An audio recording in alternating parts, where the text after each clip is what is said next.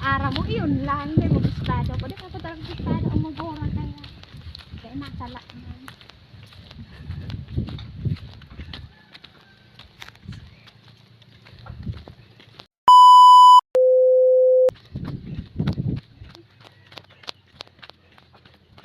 Magkamayaon sinda dyan. Oh, may luling. May luling ba yan? Harong ba yan may luling? Eh. Hi, so harong yan. Angeline. Ah. So, ayun guys, oh.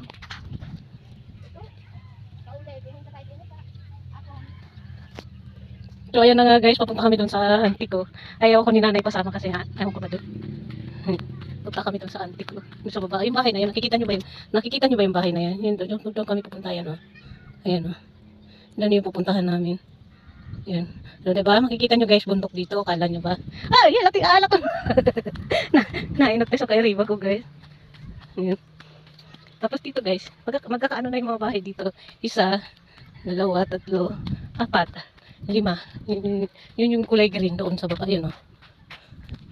Yan. Ayun, oh. Yung green doon na bahay. Yun. Limang magkakapit bahay. So, diba?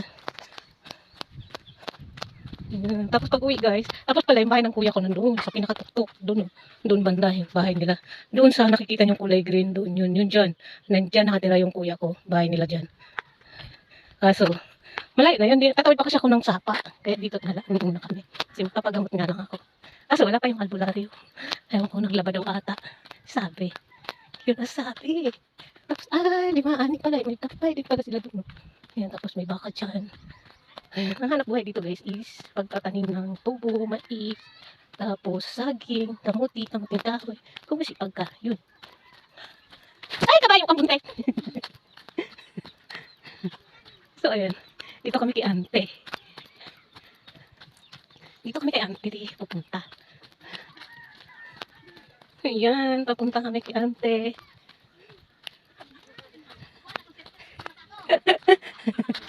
Babay na guys kasi yung dito kami.